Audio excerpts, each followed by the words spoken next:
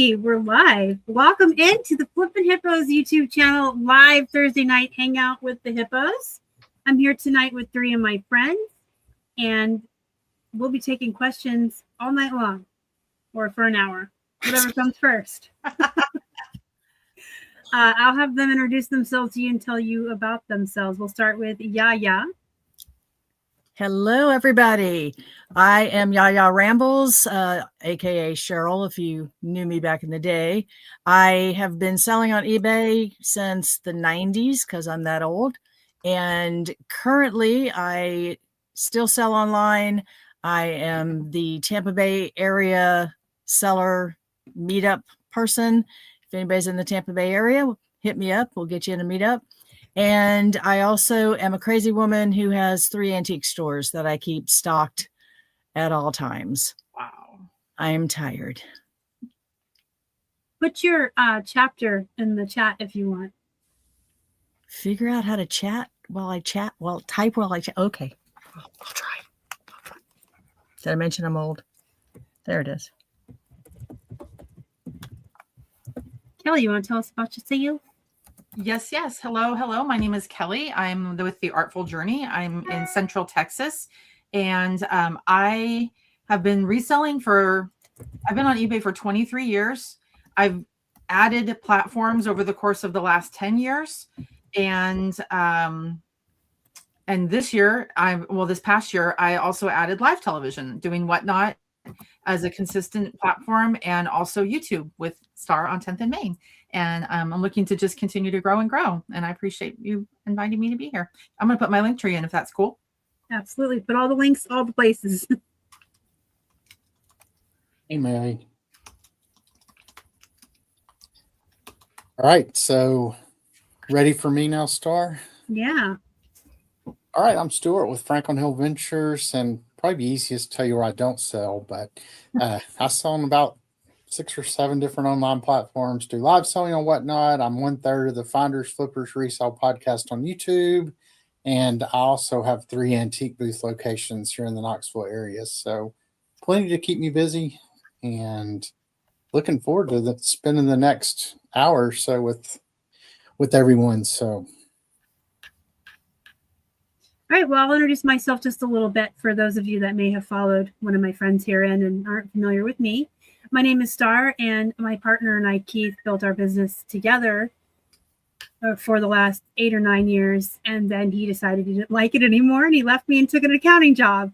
So I do this by myself. He still helps me with shipping, but everything else I do by myself. I list on 6 platforms. I do Whatnot shows. I do the live 10th and Main shows, and I do even more social media. I'm very busy, but I like it. I love this job. I mean, I wouldn't have it any other way.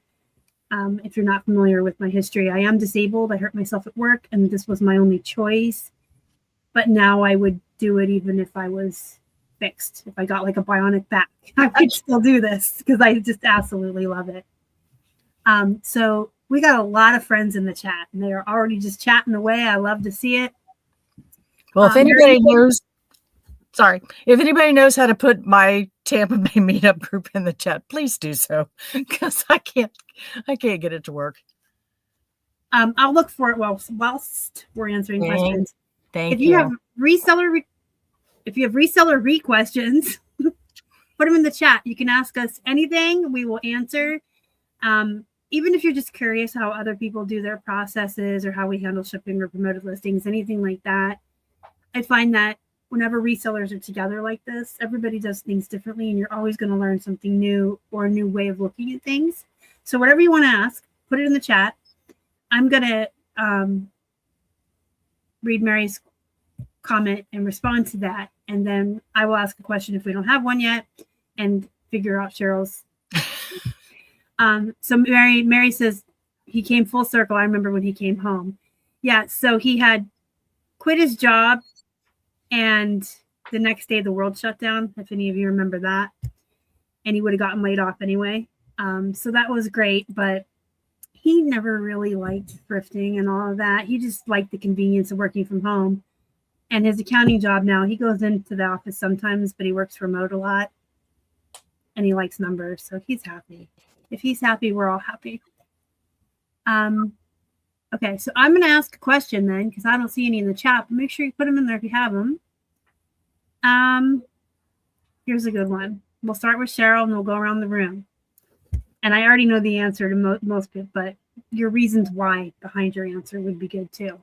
Should you niche down, or should you have your fingers in a lot of categories? Good question. And something I actually have been thinking about, because I like to sell everything. So that's why I have so much stuff, like tons of stuff. Come to my house, I'll make you a deal. And I've seriously been thinking about niching down, at least in my online sales. My shops that I'm in, of course, I'm going to be selling everything like I do now. So personally, for me, I think niching down is good. That way you're focused. You can concentrate on one thing. You can get really good at that one thing. And hopefully it won't take as much room as everything does. That's my answer. That's a good answer. For me, my store is called Collection of Memories. And when I first started it 23 years ago, it was collectibles and craft supplies, memory keeping.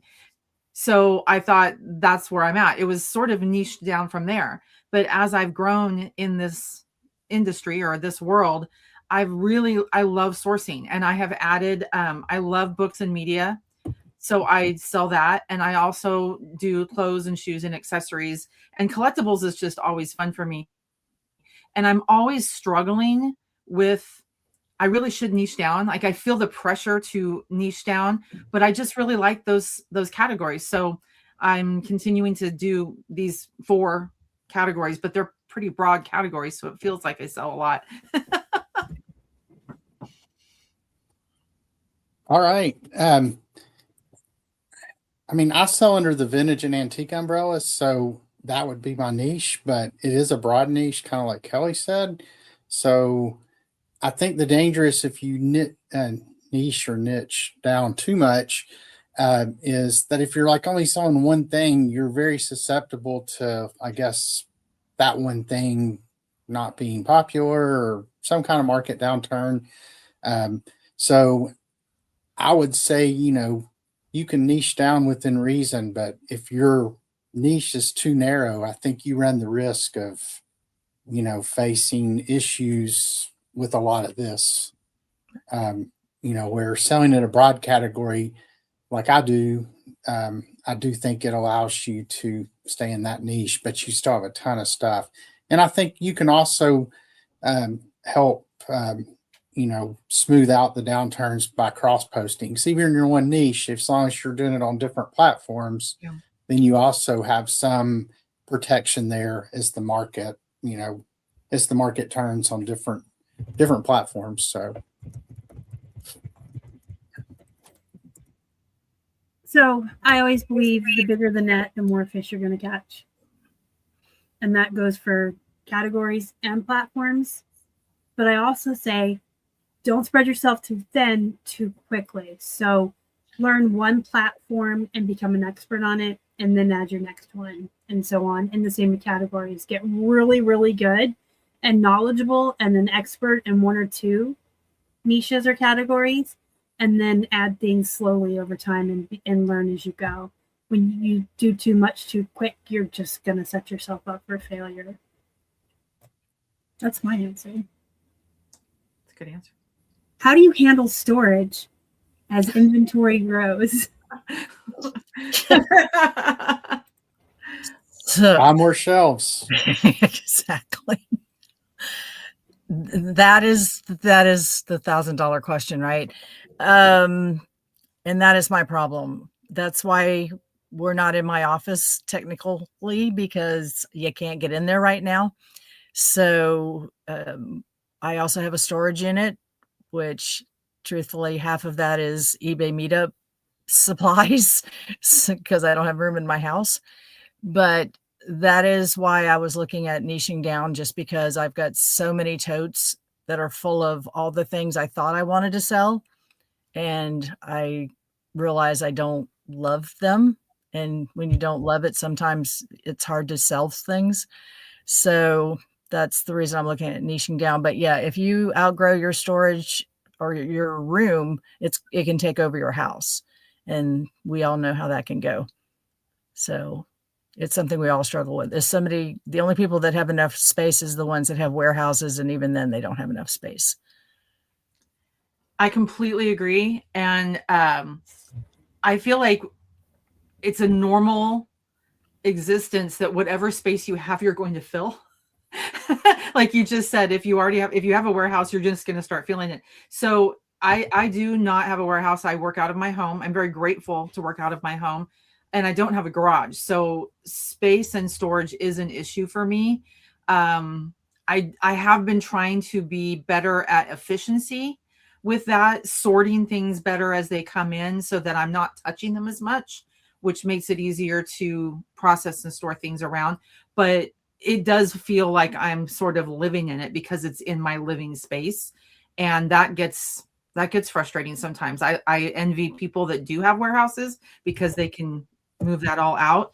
But again, I love the fact that I work from home. So I'm very grateful for that. Yeah, I mean, y'all have touched on most everything, but I think just trying to stay organized. I mean, you can see kind of how my inventory system works behind me, and I have 4 more of those shelves around my office. So have lots of cubbies, and then have a bigger shelf outside my office that I can keep stuff on. My main thing I've struggled with is like incoming inventory, how to keep that organized in the garage, because I do have a garage, and it actually looks a lot better now than it did, say, a year ago. And I have shelves out there for all my incoming stuff, and then I have my boxes on shelves. And yeah, I think just getting organized and finding a system that works for you is important. So, Are you one of those weirdos, Stuart, that have your car in the garage? well, don't. No, I mean, much to the chagrin of Amy, she would love to have the car. Like when we first moved here 18 years ago, we parked 2 cars in the garage, and then I pushed 1 out and then 2 out. And yeah, there's no end in sight to being able to get a car in the garage. So I have a garage, and my car stays in the driveway in Pittsburgh where it snows and there's ice because there's no room for the car in the garage. But we specifically chose this house because we wanted the garage for storage. It was never meant to be for cars. It's actually the way our house is built. It's one of those old Northeastern houses. Cheryl's been here. Cheryl's been in my house. I knew the garage didn't have a car in it. You come in the front door and you're in this like tiny vestibule right in front of stairs, and to your right is a door into the garage. So you go up, and the second floor is the living room, the kitchen, the deck, and all of that. The third floor is the bedrooms, the office, and the bathroom. And that's pretty typical for Northeast homes. So the entire first floor of our home is essentially a basement or a garage. And then the back of that is a laundry room. So we got tons of space. But y'all know that I am clearancing out my plush because I need room, and they're pigs. They need to go. So I don't really struggle with space too much, but we have small. If hoarders saw my garage, I would be on the show. Okay. But my house stays nice because I keep it all in there. I think the only way to really expand though is to get storage units, warehouses, and things like that. And that's not for me. Many of you have already heard me say this. When this gets so big that I would need a second location and or employees, I'm going to scale back because I don't want that. I want this to be something I can handle from within my own home.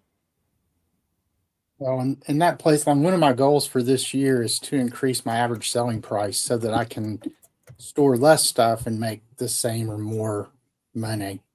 It's, because in the past, I mean, I sell mostly small. So, I think my average price per sale last year was $26. And I'd like to get that up to between 35 and 40 for this year. So we'll see how it goes. Okay. So we have a couple questions in the chat. How do you feel about the future of reselling in reference to live selling? Hello, Jill. I did live selling. Kelly mentioned about Whatnot, I believe. I did Whatnot for a while and was very, very successful. And then life happened and we had a house flood and I haven't gotten back to it. And that's another thing I've been seriously looking at, is getting back into that. So to me, it was a way to sell very quickly. I made much more money doing the live sales. And for those of you that are shy or don't want to be on camera, I was never on camera, ever. The only thing you saw were my hands. And that's part of the reason why I haven't done it lately, because where I used to do it, I can't do it anymore. So I have to figure out somewhere else that I could do it, and hopefully not be on camera. I mean, I don't care about being on camera. If I can just show you my hands and show you the stuff and not have to worry, because I do it all by myself. But I just thought it was easier at the time you could just sell a lot of stuff. My longest show was 6 hours and I only stopped because I couldn't talk anymore, which for those that know me personally find that shocking. But I literally had no voice left after 6 hours. But that's another thing that I'm thinking about getting back into as soon as I can work out the logistics of it. But the future of reselling is the actual question. I think there's always going to be reselling the way that we know it now on the platforms. There's just too many people. People are coming in all the time. So there's people that don't want to do live sales. I know with Whatnot now, you can do buy it nows and things like that. So that's something I'm also thinking about. Well, maybe I'll do that to get back into it. So I think there's going to be online selling like there is now, but I do think there's a whole other beast in the live selling, and people should at least try it. Did that answer your question? Absolutely. Sure. Yes. I do kind of agree with that. I don't think platform selling is going to go away for sure. It may not even go down, but I think the live selling platforms are definitely kind of where it's at for maybe even a younger generation. I think that I'm going to say younger generation, not my age, but maybe the generations below. Those are kind of taking the place with what like QVC and HSN did for my generation. I'm sure those channels are still on and I'm sure they're still doing well. But I think that the younger generation is on their phone and they're looking at the live platforms like Whatnot and District. And I'm sure there will be more coming down the road. eBay Live obviously is growing too. I have leaned into it. I have started to look at it as not selling the same product. It's not an additional platform for me. I'm choosing what goes on a static sale and what goes live. And that's kind of how I'm looking at it currently. But I'm finding success in this small amount of growth and I'm enjoying it. So I'm going to continue to lean into live selling even more. Whatnot and District for me, and also on YouTube with 10th and Main. Yeah. And hi, Karen. for me personally, yeah, at least in my world, they complement each other very well. I will never stop listing on platforms to go completely to Whatnot because of what I sell. I tend to use Whatnot for my easy to ship items like ephemera and records. I don't mind shipping glassware, china at all. I mean, that's 95% of what I sell on my static marketplaces. But I did some shows early on, and the problem is, you have one person buy 12 things. Just the time involved in doing the jigsaw puzzle it takes to figure out what to package with what. It's just too hard for me for live selling for that stuff. Ephemera stack and pack, records stack and pack. So I'll do those all day long on Whatnot. The problem I've had with Whatnot is and I don't know how long y'all been selling on Whatnot, but when I got accepted, it was hard. You had to submit a video and say you had enough inventory to basically be able to sell for a year and prove that you could, basically knew what you were doing. Now all you got to do is apply and they accept you. And it's flooded the markets for one thing. And there's a ton of bad sellers. I've ordered a few things like glassware and literally came in a box with tissue paper, that, and of course, there's just 1,000 broken pieces, but yeah, just and the ephemera category is a good example.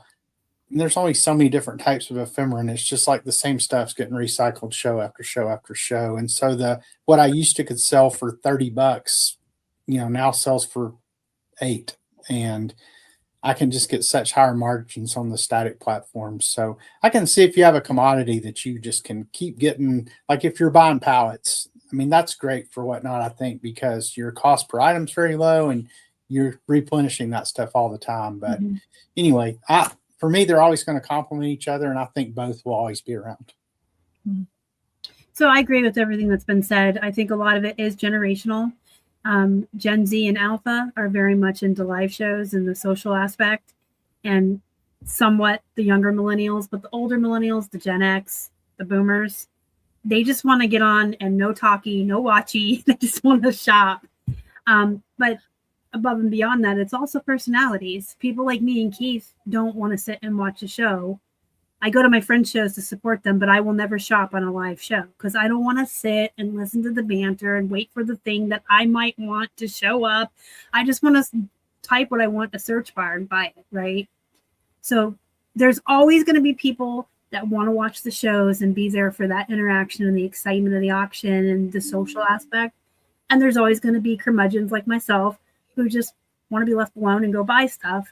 You're always going to have that balance, those two types of buyers. You're never going to have one without the other. They may fluctuate on how many there are of each type, but they're both always going to coexist. So I don't think you can just do one anymore. I think if you really want to be successful, you need to do both.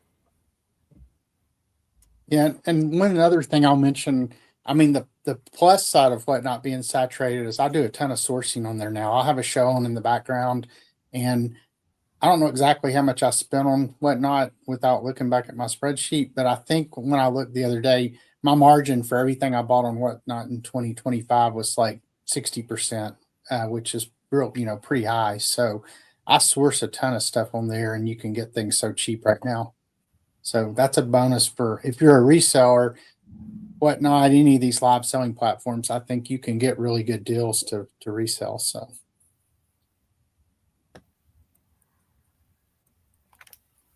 I just figured out how to see the chat. Hi, Joy.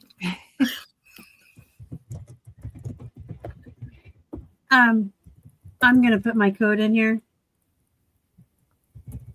because I'm team List Perfectly all the way, all the time. And when it's my turn to talk about them, I'll explain to you why. But I was their 4th user and I've been with them forever. So I'm going to put my code in. You can get 30% off your first month with my code, but we'll let everybody else talk. Oh, are we answering that question? I can't speak to the first kind of cross listing because I've never used it. I am a List Perfectly girl. I did not go in early because I was not what I felt was the user for that, because I wasn't listing a lot of things like the people that I saw going in and trying it first.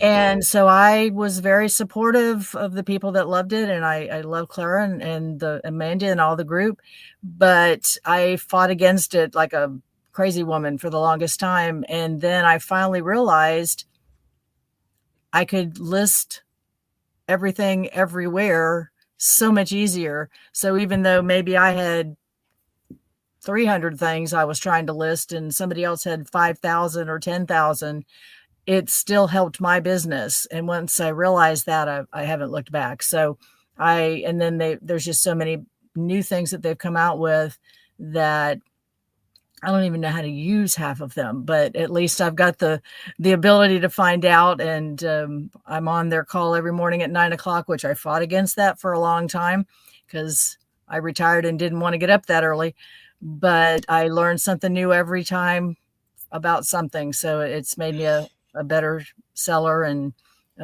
just a better List Perfectly user because I've learned so much. So I can only talk to List Perfectly. Go List Perfectly. And I would have had my shirt on, but it's in my other room. I too am a List Perfectly person. I joined when they first came out, but I didn't really lean into it that early on. And when they offered the higher tier at the lower tier price for that first beta time, like for the rest of the year, I think they were offering it. I went ahead and did it. And I started to go, well, how am I using this better? And I learned the value of doing it. And of course, when it started to charge, it's like, well, it's worth every penny. I also started in the listing parties, and I started fellowshipping with other people and going to mastermind. And every day I say over and over again, like, my entire subscription price for List Perfectly to me is worth it in the fellowship in the community. You get a great cross posting tool. I love it. Every time they come out with a new feature, I just think this is fantastic. But I really get my value in what I learned from other resellers, how to be motivated, how to be inspired, how to be accountable.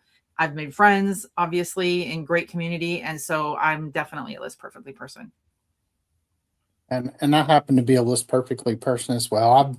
I was not user number 4, but I think I've been with them since 2020 or 2021. So fairly early on in the journey. So I think they've said all the stuff specifically about List Perfectly. I will say, if you're not cross posting, you need to be, regardless of what tool you use. I mean, there's a ton of tools out there now, and I think as far as just the basic cross posting stuff, I think they all work pretty well. And if you're not cross posting, you're missing a lot of sales. I mean, if you really want to take your reselling game to the next level, I'm sure y'all can attest. When I started cross posting, it's not just like your growth, you're on 6 platforms now, so your sales increased 6 times. It was like this exponential growth that I saw. So, but yeah, List Perfectly works very well for me, and I have a lot of eggs in that basket. So, Yeah.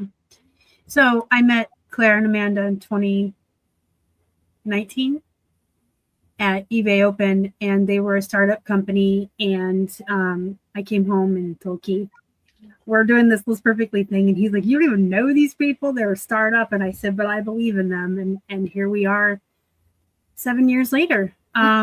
So I've been with them since the beginning, since they were only on Poshmark and eBay, and you cross-posted one at a time.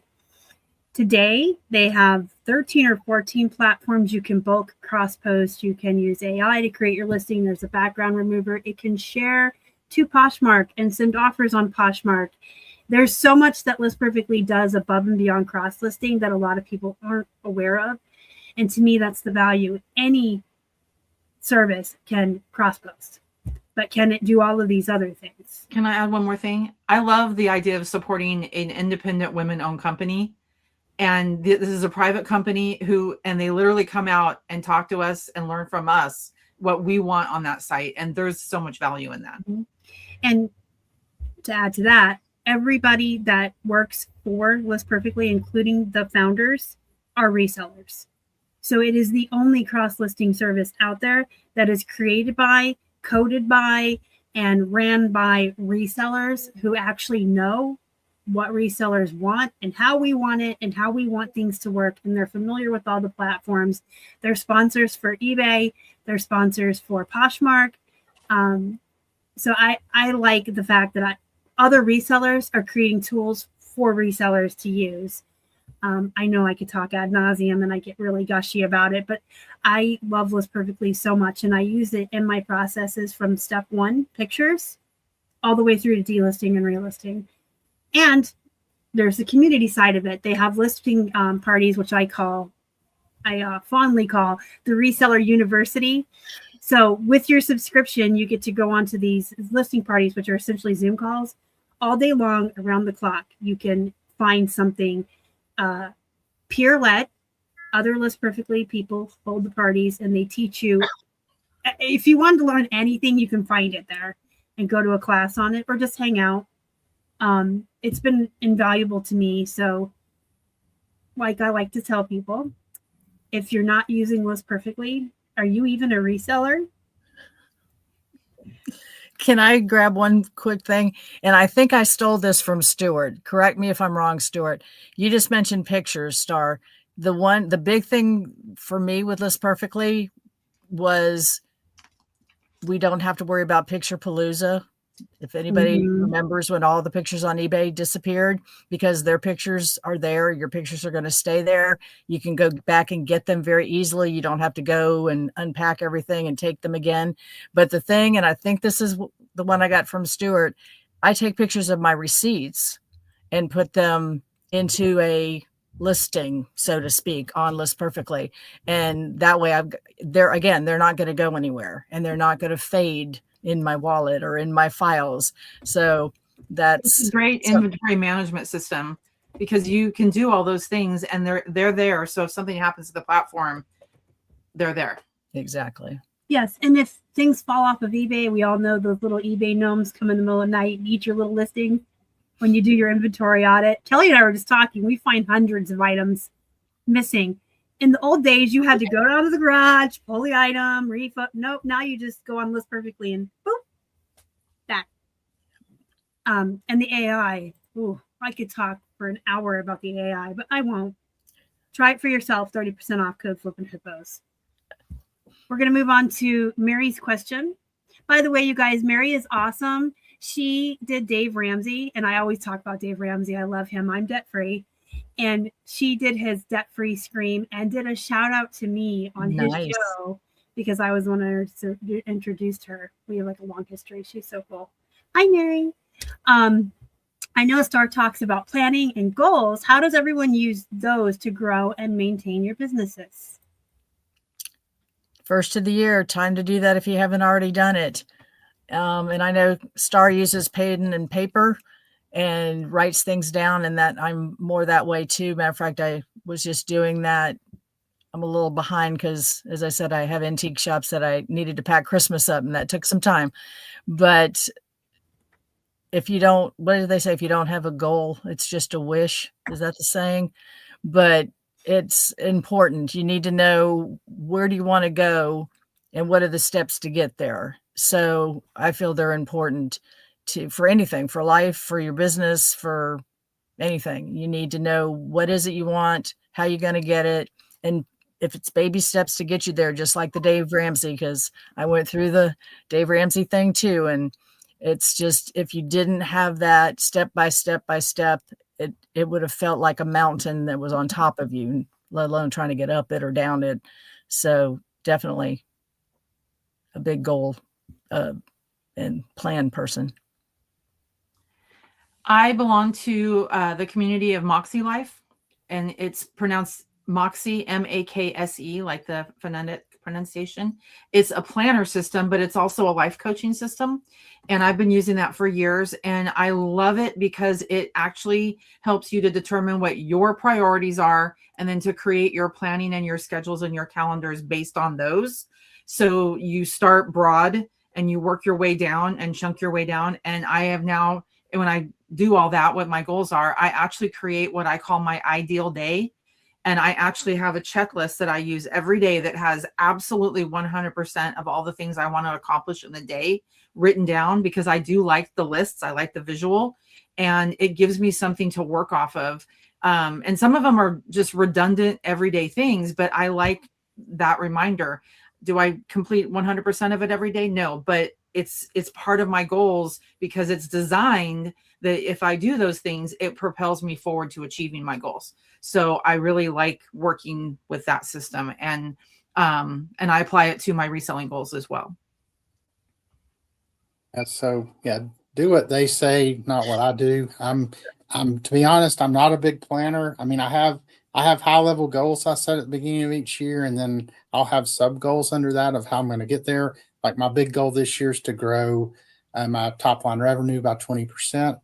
And, then I've got like add a new product line. I try to add a new product line, or a new revenue stream, I guess is a better way to say it, every year. And then the increasing my average cost sales price is another one of those goals. But I've never been really a task oriented person as far as writing stuff down. Fortunately, I've always been really self-motivated, and I don't know, I'm 58 years old now, and I'm probably not going to change. It served me well my whole life, the way I do things. So yeah, do it the way they say. But for me, I mean, I'm pretty organized and in my own way. So I do have goals, but I don't do a whole lot of, I guess, writing down of what I'm going to do to get to those goals. So I am the literal queen of time management. I get so much done in a day, it's ridiculous. And I do that by planning. I start with every year, I start a new planner and I start new goals and I work backwards. So if this is the ultimate goal, how am I going to reach it? And I work backwards to create those baby steps Cheryl was talking about. And then I create a plan from that. And I have daily stuff on this paper. These are things that have to happen every day. And then I have the actual planner where I write in my appointments and stuff so I never forget anything.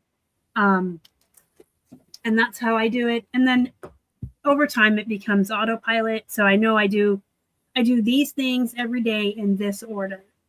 I don't do everything at the same time because sometimes shipping takes longer or what have you.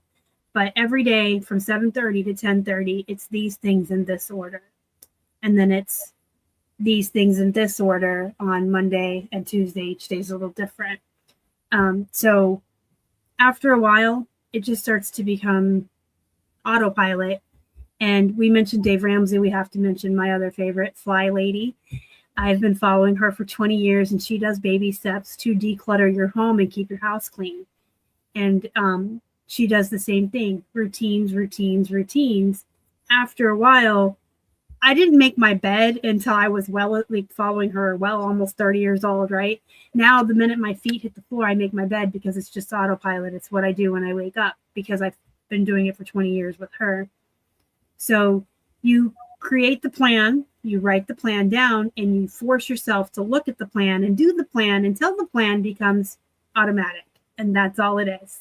It's that simple. It doesn't have to be any bigger or scarier than that. Just follow a plan until it becomes natural. All these people, I love Fly Lady. I love her too. Her and Dave Ramsey whipped my life. Like in my mid-20s, I was in debt. My house was a mess.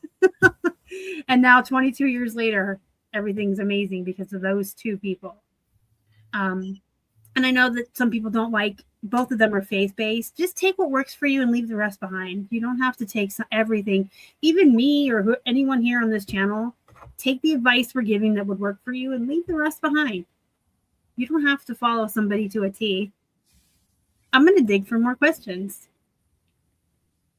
Well, and I'm a writer it downer, just like Star. And people make fun of me, but I don't put things on my phone. I don't use that calendar thing on your phone because I can barely get my phone to work half the time. And you saw how long it took me to find the chat. So I have a planner like Star and I write everything down. It turns into my diary. I can go back and tell you what I did every day of the last 5 years and know when I bought something or got a shot that I needed to get. So I'm old school. Yeah, I like that aspect too, because I can tell you whether or not I remembered to pay my quarterly taxes because I wrote it down. I can tell you when I had somebody on my channel last because I wrote it down. I can tell you my raid train schedule because I wrote it down. Everything is written down. I'm nowhere without, I'm always writing down everything. And I screenshot a lot because I'm older and can't remember anything. But I have last year's I write too. down everything as well. Yeah. So I always have last year's and this year's so I can look. And then if I do happen to, I just want to show you this real quick. If Was I that have a Beetlejuice journal? Yeah. I just saw a glimpse of it. I'm like, wasn't that from Beetlejuice? that was last year's. This is this year's. The year before was Baby Yoda. But if I do jot things down like on a Post-it note, I will later just glue it in here. So I'm not rewriting or wasting paper. Right. And I do jot a lot of stuff down on Post-it notes. So I just get a glue stick from Amazon and paste them in here. You can paste anything in there. You can put my whole life is in here. My medications, my schedule, his appointments, where things are located in my inventory system sometimes. It's a good idea to just have a place to write things down so you don't forget. And I do that electronically. I do not write anything down with a pen or pencil because I can't read it if I go back later. I mean, literally, I can't read my own handwriting. So yeah, we were talking about that. I think I have nice handwriting.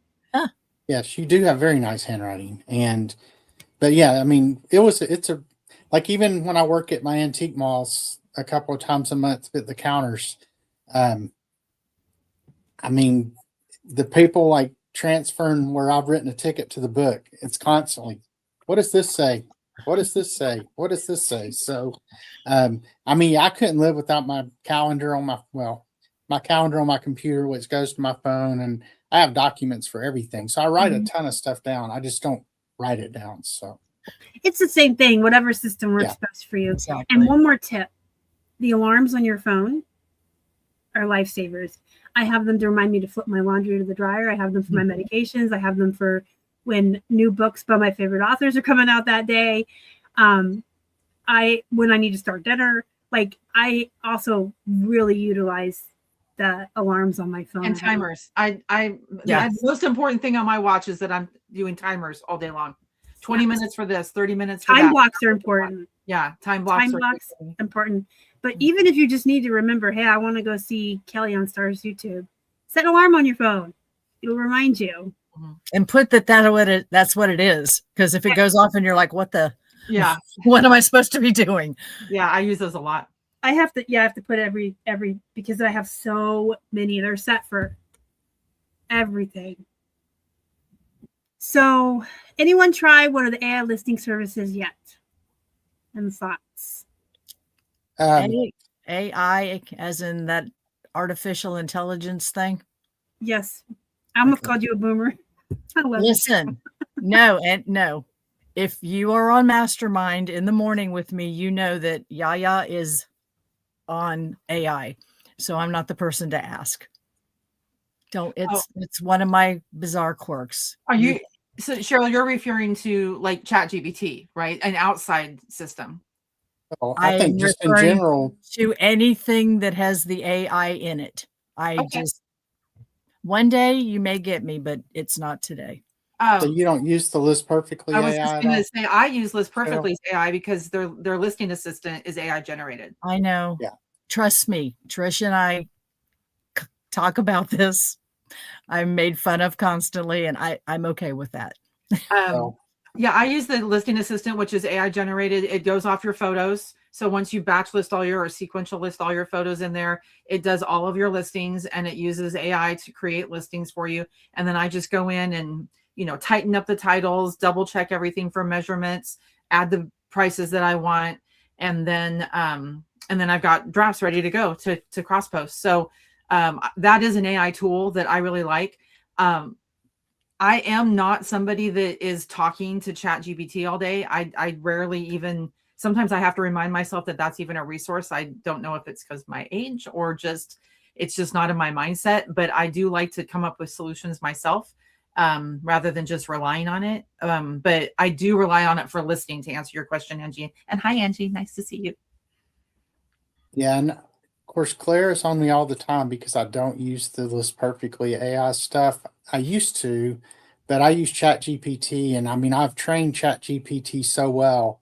I upload my pictures and it returns my title, my description, my keywords, comps. I mean, in exactly the format I need to move to List Perfectly. And even though it natively is in List Perfectly and comes in there, by the time I tweak, and I guess it may be what I sell with the vintage and antique stuff, I don't know, but the AI in List Perfectly doesn't do near as good a job. And a lot of it's just because over time, like I said, I've trained ChatGPT how I like stuff, and it knows what tone I like. And I mean, it works really well, works really, really well for me. So, so to answer the question, yes, I do use an AI tool, and ChatGPT would be primarily what I use. So. So I primarily use List Perfectly. I'd like to add 2 things to what Kelly said that I think are super important. I want to remind you that it's created by resellers for resellers. So LP's AI is vastly different from eBay. If you've ever ran your stuff through eBay's AI and you're like, whoa, that's crazy. LP's isn't like that because it's created by resellers. So their AI is already trained to word things the way a reseller would word them. There's several different tones that you can choose from. Concise, professional, verbose. You can type in your own. If you're selling like a sea turtle plush from Nemo, you can tell it to use a surfer tone. It'll be like, whoa, dude, this turtle's like totally rad. I've done like the spooky Stephen King. It's so cool. So it's really neat. And it's also not just AI. So when List Perfectly's AI generator is taking your photos and creating that listing, it is an AI, but it's also using Google image search at the same time and looking at other listings and photos and people that are making these listings on eBay and other places that are similar to yours. And it's pulling keywords from actual Google image search to throw in, whereas other AI generators are just based on your photos, not actually going on Google Images and looking at other people's listings. So it's really a great tool.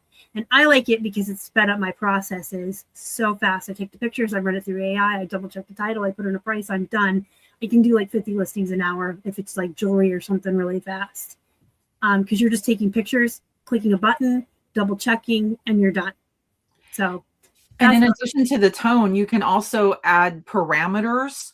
Like if I have a couple of templates that I use, if I'm going to do a back-to-back type of product, Valerie just said that. Okay. But you can also, like how eBay has an 80 character limit for their titles, you can tell that to the AI, don't do titles more than 80 characters.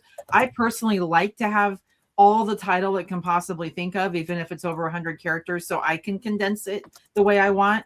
Getting rid of punctuation and things like that. I would rather have keywords and work that way, but you can tell it, don't create a title more than 80 characters. Don't do this. Use the templates, like she's saying. And if you're doing a lot of the same items, that does create a lot of efficiency for you. I've been really enjoying the batch listing process where you can do it all like, 20, 30 listings at a time. And that's just been a phenomenal way to speed up my process. It's been great.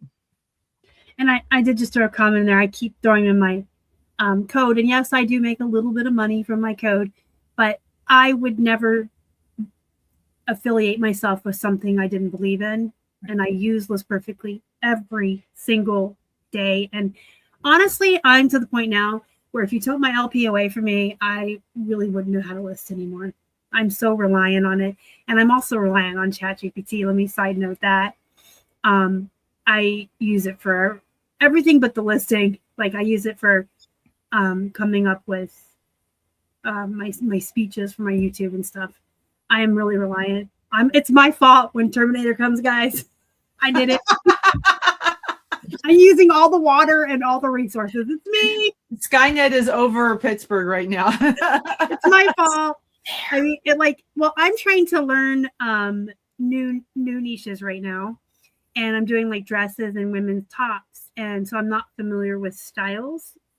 So I'm constantly, hey, ChatGPT, tell me what this dress is, and I learn, oh, that's cottagecore, and I only needed to tell me it once or twice, and then I know that. But that's how I learn. I ask AI to teach me. That's how I learn jewelry.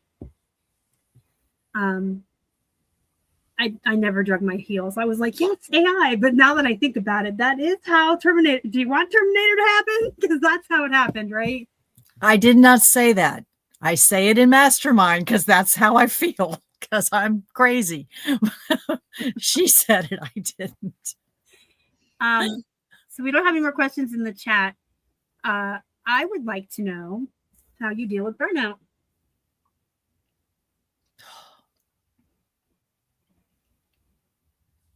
Well, I think being Go Stuart. being a full-time reseller, it helps just because you have like a lot of flexibility to rearrange things to, if you don't feel like listing one day, you're burned out on listing. There's other things you can do that are contributing to your whole process, whether it be sourcing or shipping or, rearranging your inventory area. So, I think just the flexibility of having not a set schedule helps me avoid the burnout because, I do have a listing goal.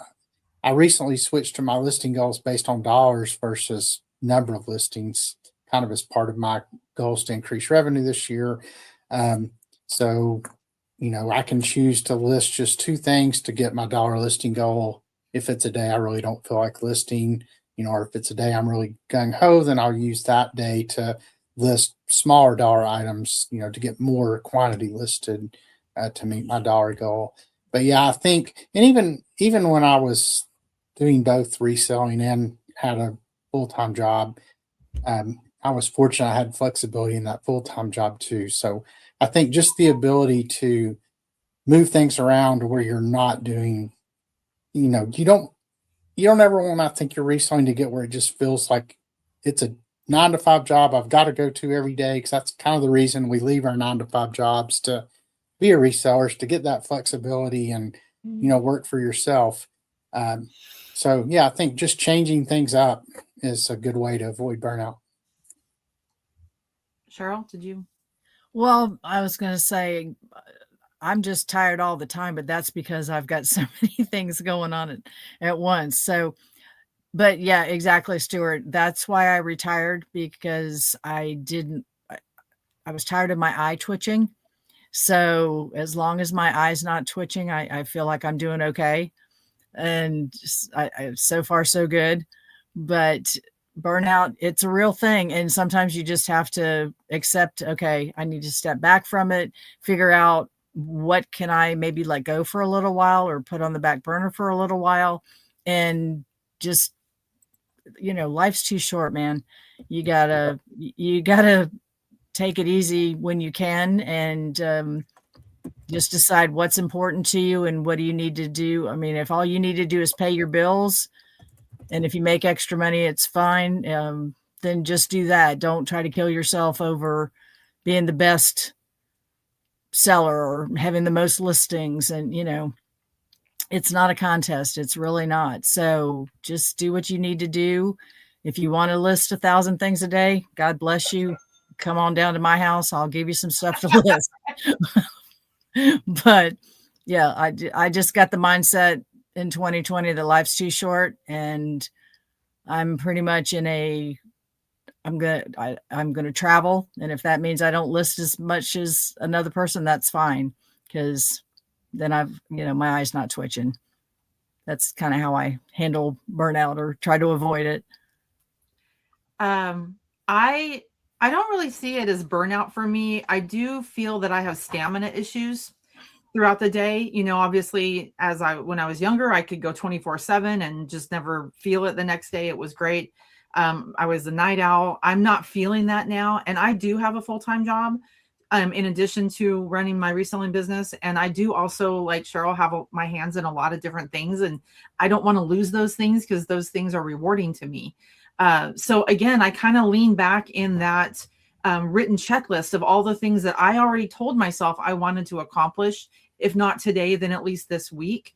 And that does help me, because I then can, if I get tired in the day, as I do, I can at least go, well, what else can I at least try to accomplish today? If it's not all the things I wanted to do, then what can I at least try to do and check off as even the low hanging fruit if I can. That's very helpful to me to have it written down, because I can kind of just rely on that instead of feeling that pressure.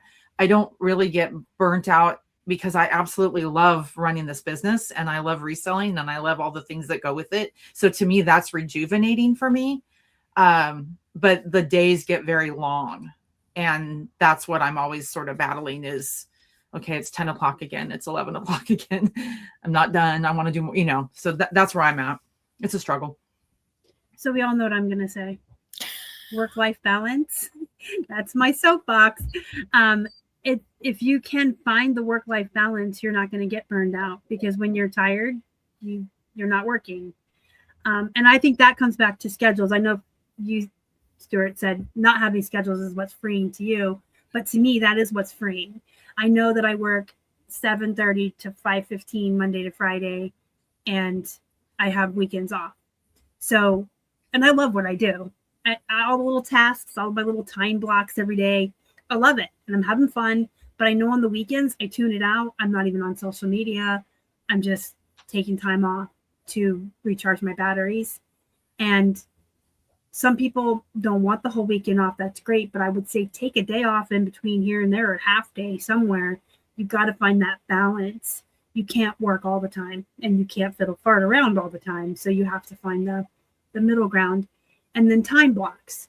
So I'm going to spend 2 hours photographing or an hour, and then you're moving on to another task. So you're not doing one task for so long that you're like, oh my God, I'm just over this. You're just doing it long enough that you feel accomplished. You can check it off your list and you're moving on to the next thing. And then forgiveness, like Kelly mentioned, sometimes you just take that low hanging fruit and then you take a half day when you weren't planning to because you're not feeling it. Jill said that in the comments. She has a list of bare minimums that have to get done each day. My goals are more than that, but on the day I feel burned out, I do my bare minimum. And allowing yourself to recognize that and take the rest and take the break when you need it is key. You can't push yourself when you're not feeling it, whether you're physically ill or just mentally burned out. I wanted to give some encouragement, and then I lost the comment. Did y'all see it up there? No, I lost it. I don't know who you were. I'm so sorry. But somebody said that they have a big death pile, and they gave, there it is. It's been 2 years since I bought inventory, and it just sits on the floor. eBay rules are so confusing. I wanted us to each try to motivate this person. What do they mean by rules? eBay's rules. Probably just all of the things that go into making a listing and this and that. And oh, the steps, you mean? Yeah. Okay. I would assume. Well, there's a lot of help out there, and then at the same point, you got to be careful who you listen to, because just because somebody's big and flashy doesn't mean they know what they're doing. Just because they're, present company accepted. Just because you're on YouTube doesn't mean you know what you're doing. There's a lot of bad advice out there, so be careful who you listen to. But half the time. or the context, like you're saying, there's context. Sometimes you do see someone on eBay or YouTube that's a successful reseller, but they have a staff behind them, or they have, they don't have kids, or they don't have, or they're pretending for YouTube money, or they're elevating their actual success. But there could be any of those things, like she's saying. Take everything in context, But there's also information on eBay, and that's really where you should be getting your information. And I will confess that sometimes they don't even know what they're doing, but sorry. Yes, I said that. But there is places that you can go. There is help. We're going to go, let's row the boat back to LP. That's why I love LP and why I finally got up every morning and started listening into Mastermind, because there's a lot of information there, but it's also things that have been researched, have been, tried and true. They've looked it up. They've got connections. That's one of the best parts about LP. They've got connections with all these platforms. So if you want answers to something, or if you want to understand something, they can get it for you if you have been knocking your head up against the wall. So don't give up. Elka, is your question about how do you become a reseller? Or are you looking back on Star's question about stamina and motivation and burnout? It's the steps in figuring out the shipping. Well, that changes every other month. So if you're learning how to be a reseller and you're not really sure how to operate eBay and to create listings, I would refer maybe to YouTube. I mean, Cha-Ching King, Rachel Strickland, there's a lot of use. There's also one called Flippin Hippos. I was just going to say, there's a lot of resellers that will literally break down their screens of how to create a listing, how to do your shipping. You're looking at one right now. And so you can learn all those things on YouTube, and I would refer to that.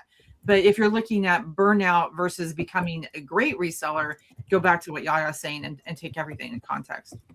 Yeah, and I think for Elka, the answers to that are going to depend on like what you're selling and how, because the shipping's easy for certain things, but it is more difficult for others if you've never, say, packaged, breakables or knowing what size box to wear. If it's closed and fits in a poly mailer, it's a lot easier to learn. So, but yeah, everything they said, there's a lot of resources out there that you can go to for help. So I'm going to go in a different direction than everyone else and tell you to find your why. Because once you find your why, you'll find your motivation. So why do you want to be a reseller? Do you need extra money? Do you need to replace an income? everyone's situation is different. So I don't know what your why is, but whatever your why is, that's going to be your motivation. So for me, I became disabled. I do this or I starve and I'm homeless. That's my why. So I get up and I do it. Some people, it's just to take their kids to Disneyland and that's enough. But I really find when people find their why, it gives you the motivation to find the how. And like they said, there's plenty of places to get help. eBay, they don't have their academy anymore, do they? I'm not sure. Yeah, but it's been so long. They used to have an academy. But they have where you live, you can sign up for a seller circle and actually meet eBay resellers that could possibly be mentors to you. And one thing it does, Elka mentions she has clothes, pants from Talbot and Chico. I mean, you may want to try Poshmark because if you're just, especially if you're only doing clothes, I mean, you list it and I mean, it's basically one label. You don't have to worry about weights as long as it's under 5 pounds. So, I know my daughters, they do Poshmark for that reason because it's just simple for clothes. So, Jill said the same thing. So, yeah. Start with learning how to ship, and if you don't want to learn how to ship, start on Poshmark. I know a lot of resellers that started on Poshmark because it's easier, and then once you get really good and confident on there, then you can start learning about eBay. eBay is the hardest place. It was the first place I learned, but it's the hardest place to make a listing, and it's the hardest place to do the shipping. It has the most rules. It has the most things that can get your account suspended. So if you really just want to learn how to resell and package and market and write titles and all of that stuff, start on Poshmark and get really good at Poshmark. You could start on Whatnot. Yeah, Whatnot static listings, I do really well. When List Perfectly added, there's List Perfectly again. I'm telling you, 115% of my reselling life is List Perfectly. But they added Whatnot this year, and I didn't want to go live or last 2025. I wasn't ready to go live until this year. So I started moving stuff over, and the static stuff sells, and the shipping's all taken care of, and it's really easy over there for you too. Okay, it sounds like your why is to earn some money. So this is a good opportunity to, find that as your motivation and start selling items. And there's going to be things around your house that you can find too, so you won't even have any cost of goods in them. As long as you have internet. Based on this comment, I would really recommend Poshmark first. They're more forgiving if you make mistakes. Yeah. Absolutely. It's harder to make mistakes too. So, yeah, it's harder to make mistakes. And eBay is really hard. I don't know why all of us start there first. well, when I started, it was the only platform. That was the only option. It wasn't when I started, but it was like, oh, I've heard about. They mention it on Friends. It's in every book I've ever read. It's like globally known. Well, and how many of us were on eBay when you had to wait for the money order to come in, right?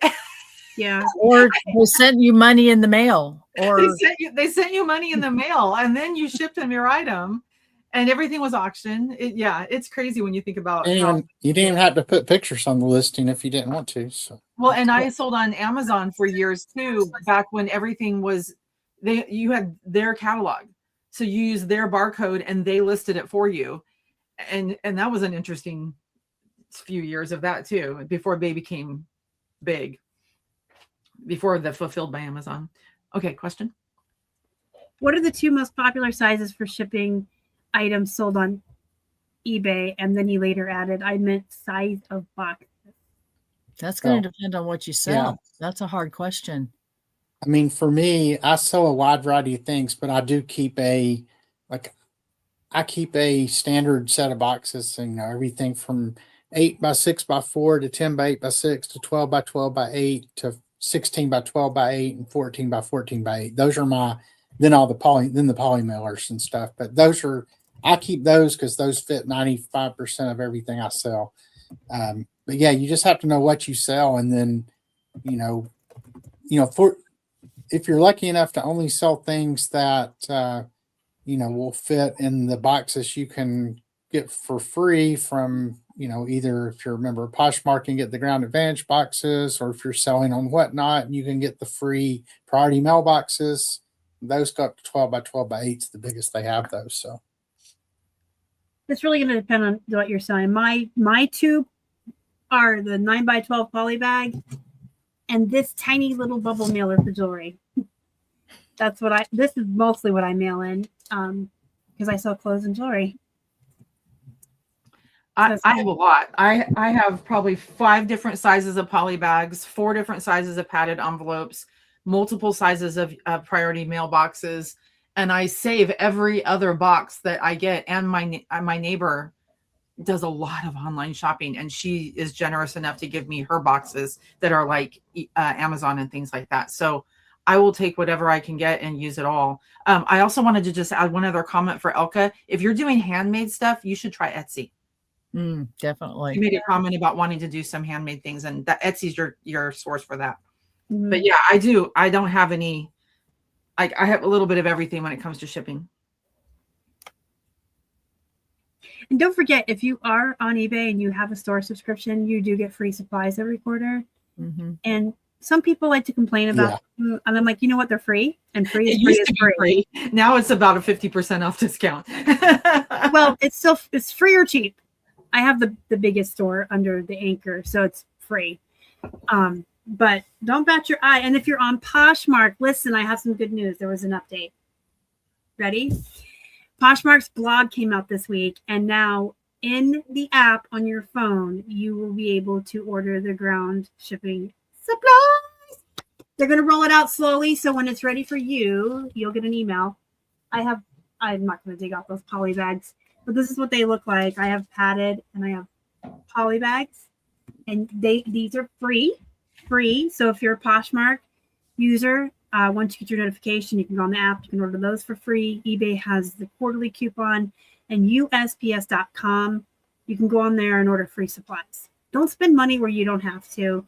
Honestly, I don't care. I'm going to say this. Let me get up on my soapbox. I don't care what other resellers say. Buyers do not care what you ship in. I send all my Poshmark items in eBay branded envelopes with eBay branded tape, and they don't care. I send stuff in Walmart boxes, Amazon boxes. If it's free and it saves you on your bottom line, use it. As long as it's packed well. As long as it's not food boxes, I will come after you if you ship in a food box. And the only caveat I'll add for me, and this may be an unpopular opinion among most resellers, I don't recycle a whole lot of boxes because I think I mentioned earlier 95% of what I sell is breakable. And once a box has been through the mail once, I mean, it's very compromised. And I've been selling breakables for 20 years, and I think I've had 2 things get broken in shipment.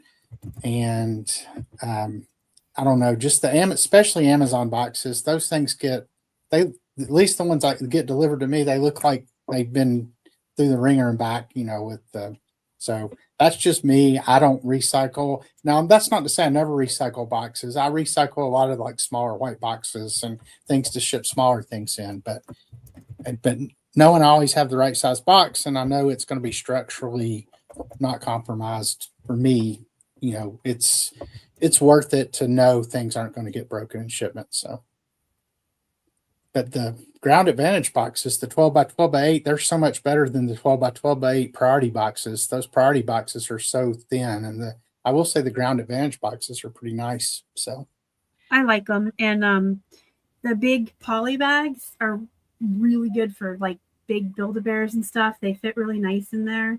And can I say it again? How excited I am! Because when they first came out, these supplies, you had to email this one specific email with your store name, and you guys know. And wait. Now you're just going to go click, click, click. And then if you're on Whatnot, a lot of stuff does go priority. So have some of those supplies also still. I learned that. I had a pile ready to go back to the post office when Poshmark changed. And then someone bought 3 Build-A-Bears on Whatnot, my static listings, and Whatnot automatically upgraded that to a priority. And I'm like, I still have use for these boxes. Just keep on hand different things. If you do a lot of hard goods, that was really good advice from Stuart. But if your stuff isn't really heavy, recycling is okay too, especially when you're first getting started and don't have a lot of wiggle room on profit and spending. I do have a thing that if I do make some handmade stuff myself, and when I do that, I don't put it in recycled boxes. If it's handmade by me, I have it everything like nice tissue, nice box, nice everything. I just prefer it when it's handmade to have that be your brand, that they're also the customers you and your brand. But if someone's going on eBay and buying a secondhand item, secondhand, getting it in the Amazon box, like she said, buyers don't care as long as it's safe. Yeah, and just one tip: if you do buy boxes and you have a Granger in your town where you can do local pickup, I've found they're the least expensive boxes as long as you don't have them shipped. I mean, if you live in the middle of nowhere and you don't have a Granger, obviously that's not an option. But for me, I mean, they're easy to pick up and they're usually there same day or next day. So you're saying Granger? Mm-hmm. Oh, yeah, okay. so you can just order them online, say pick up, and they'll be ready to pick up at the Granger warehouse in your city. So that's cool. All right, do you guys have any more questions in the chat before we take our absence of you? Or I'm going to have to go get a computer cord. So choose wisely. Right. Well, then we'll go ahead and wrap it up. What I usually do at this point is go around the room one more time, tell us everywhere you can find you, and give us one last piece of wisdom. Okay, gosh. So I am Cheryl, aka YaYa, and I am dyed-in-the-wool, old-time seller, trying to come into the current day and age, but me and AI still not going to become boyfriends and girlfriends. But I would love for you guys to join my seller circle if you're in the Tampa Bay area. Also, we have a Facebook page for the group, which is Greater Tampa Bay Area eBay Resellers. As long as you're not a bot, you're welcome. As long as you don't come on and start spewing propaganda or self-promotion, you're welcome. And you can be from anywhere in the country. It doesn't matter. Other than that, you can find me on all the platforms. Usually it's under YaYa Rambles or YaYa's Rust and Dust. Once you look at that, you'll say, how did Star get you on the show? Because you ain't listed in a minute, but that's okay. I've been doing it a long time, so I still might have some tricks up my sleeve. Thank you again, Star, for having me on. It's been fun to see all y'all. And Kelly, we're going to have to chat. Definitely. Looks like I found another crafter friend. I'm very happy about that. I'm going to go ahead and put my link tree in the chat one more time for y'all. It does have all the places that I'm selling. I have Whatnot several times a week. I am on 10th and Main on YouTube with this person right here. And a few other ones.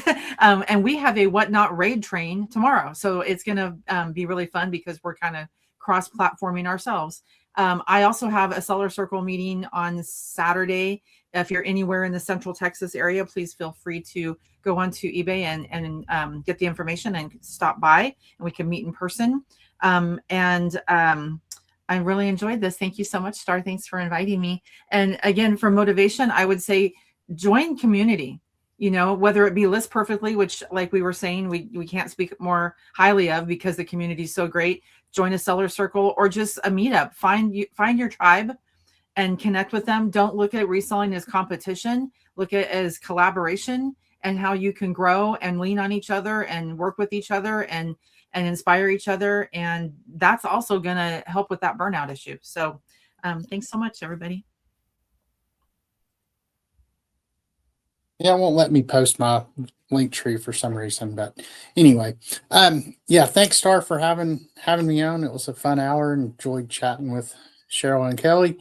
And you can find me at www.franklinhillventures.com. That goes to my link tree. So that's probably the easiest way. And that has links to all my social media. You can find me over on YouTube on the Finders Flippers Resell podcast. So yeah, I appreciate the follow over there. And I guess one tip, my mantra has always been, it's not going to sell if it's sitting in my garage. So that's probably my biggest tip right now is just list. It's our friend at Teresa always says, just shut up and list. So Yeah. that's Exactly. Human connections. That's my tip. shut up and list right here. So Shut up There and you list. go. It's on the back of my laptop. You can find me here every Thursday at 8:30 p.m. Eastern. I'll have different friends on every week. And you can find me on Friday nights on 10th and Main, Friday afternoon on Whatnot. Geez, I'm everywhere. Find me here. And I know Elka asked where they could find me to ask for advice. I put my Facebook group in the chat, and I'll do it one more time. This is my Facebook group. And I hope that's mine and not Cheryl's. I have so many links. If you join the Flippin' Hippos reseller pod, myself and 1,000 other resellers are in that group that are always willing to answer you. Everyone in that group by design is very kind and very nice. The number one rule of the group is don't be a turd, and I don't allow assholes in there. And so everyone, if you ask beginner questions, will be very kind to you and really willing to help you. So join that Facebook group for sure. And my advice is always is to find the work-life balance and don't get yourself burned out so that you can continue reselling for years to come. Thank you. Oh, you have more to add? I was just going to say, please tell my boyfriend hi. Okay, I will. Thank you. I used to live in Florida, and Cheryl used to pick on Keith. All right. Thank you guys for coming on. I really appreciate it. Thank you. Bye, And thank everybody. you all of you Bye, in the guys. chat. Thank you so much. Bye.